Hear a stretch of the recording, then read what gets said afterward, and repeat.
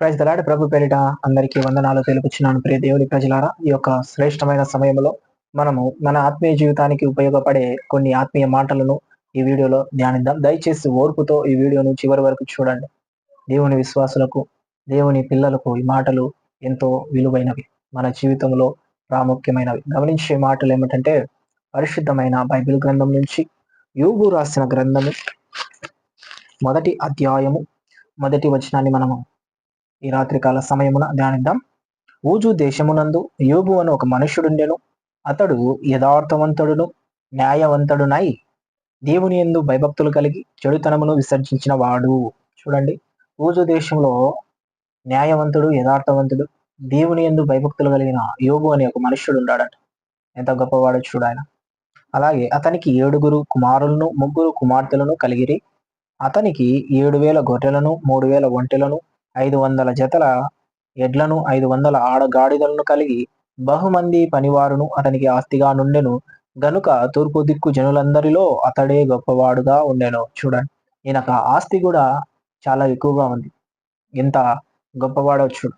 7,000 గొర్రెలున్నాయంట, 3,000 ఒంటెలు, 500 జతల ఎడ్లు, 500 ఆడగాడిదలు, బహుమంది పనివారు ఆయనకు ఆస్తిగా ఉన్నారంట. చూడండి, ఎంత తూర్పు దిక్కు జనులందరిలో ఈయన మాత్రమే గొప్పవాడంట.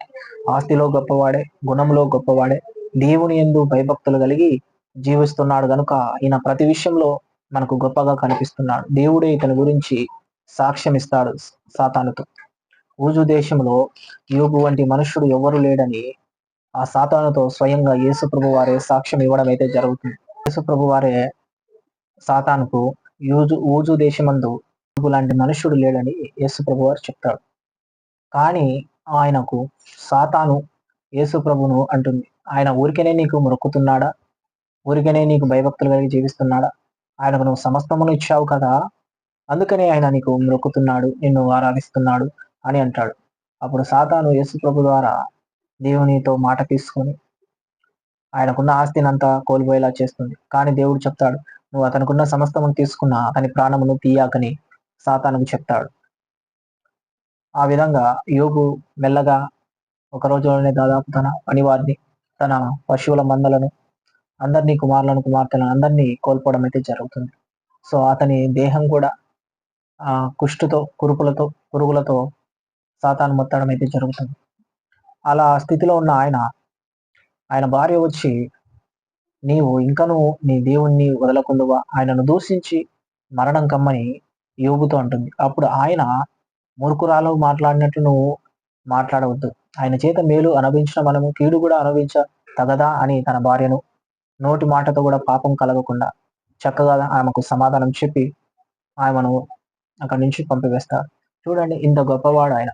చివరికి మనకు యోబు అధ్యాయం లాస్ట్ అధ్యాయంలో చూస్తే ఆయన కోల్పోయిన అన్నిటిని కూడా దేవుణ్ణి ఎక్కడ దూషించలేదు, దేవుణ్ణి ఎక్కడ ఆయన అపహసించలేదు, ఎగతాళి చేయలేదు, తిట్టలేదు. సో అలాంటి ఓర్పు, సహనం కలిగి మనం కూడా దీవించాలి. ఆయన అంటాడు చక్కగా, యెహోవా ఇచ్చెను యెహోవా తీసుకునేను అని చక్కటి మాట ఈ యొక్క యోబు గ్రంథంలో మనం చూస్తాం.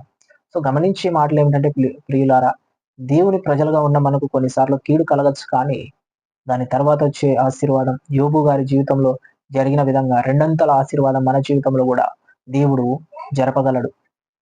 సో నీ జీవితంలో నీకు కీడు కలిగిందని, నీ విశ్వాస జీవితంలో నీకు శోధన కలిగిందని నీవు చింతించకూడదు. దేవుని మార్గంలో ఉన్న నీవు దేవుణ్ణి విడిచిపెట్టద్దు. నువ్వు ఓర్పుతో, సహనముతో ఆయనను ఇంకా బలంగా వెంబడించడం అయితే చేసిన ఎడల నీకు యోబు వలె రెండంతల ఆశీర్వాదం కలుగుతుందని ప్రభు పేరిట మనవి చేస్తున్నాను. మరొక ఎగ్జాంపుల్ గా మనము యోసేపు గారిని చూడొచ్చు.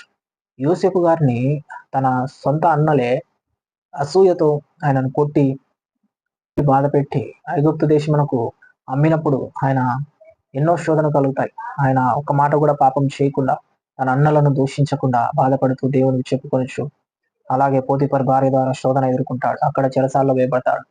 ఇలా ఎన్నో శ్రమలు పడినను ఆయన దేవుని దృష్టికి ఇష్టకరంగా ఉండడం వలన, దేవుని దృష్టికి ఎలాంటి పాపము చేయకుండా ఆయన ఉండడం వలన ఆయనకు తన అన్నలు కీడు ఉద్దేశించినను దేవుడు దాన్ని మేలుగా మార్చి మనకు ఆదికాండము 50వ అధ్యాయం వచనంలో ఉంటుంది చక్కటి మాట.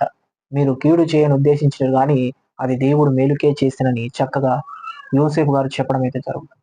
అలా మన జీవితంలో ఐగుప్తు దేశంలోనే ఆయన అందరికి ఆహారం పంచిపెట్టేవాడుగా, ఫరో రాజు కింద అంతటి వాడుగా ఆయన చక్కగా దేవుడు ఆయనను అంచెలంచెలుగా గొప్పవానిగా ఆశీర్వదించినట్టు దేవుని వాక్యం సెలవిస్తుంది. గమనించే మాటలేమిటంటే ప్రియులారా, మన జీవితంలో కీడు కలిగినను మనము ఓర్పుతో, సహనంతో ఆయన యందు విశ్వాసం ఉంచి మన యొక్క భక్తి జీవితాన్ని కొనసాగించడం వలన రెండింతల ఆశీర్వాదం మనం పొందుకుంటామని మీకు ఈ మాటల ద్వారా, ఈ సందేశం ద్వారా నేను మనవి చేస్తున్నాను. వీడియోని తప్పకుండా లైక్ చేసి ప్రతి ఒక్క క్రైస్తవ బిడ్డకు షేర్ చేయండి.